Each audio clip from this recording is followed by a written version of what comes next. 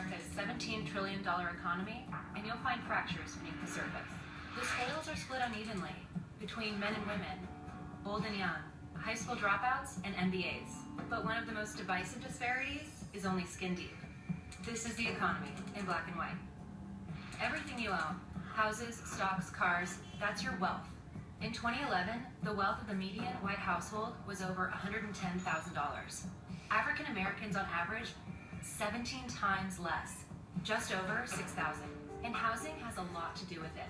For the average American, their home is the most valuable part of their portfolio. It's an investment that can appreciate with time, and it can be passed from one generation to the next. But the rate of homeownership among whites is 28% higher than that of blacks, and the lingering effects of segregation could be to blame.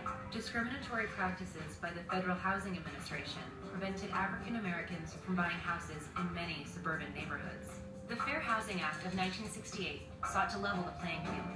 But by then, African Americans were entering a housing market that had already seen massive appreciation. Meanwhile, white families had seen their housing investment soar in value during their head start. Fast forward to the 21st century, minority groups were again victims of housing exploitation, this time by big banks.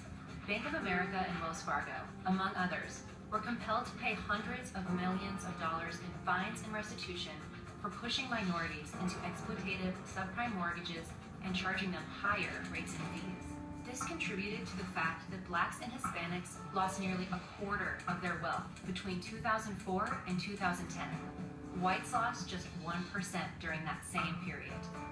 So the American economy houses two realities, one black, one white. The divide between them, a measure of inequality.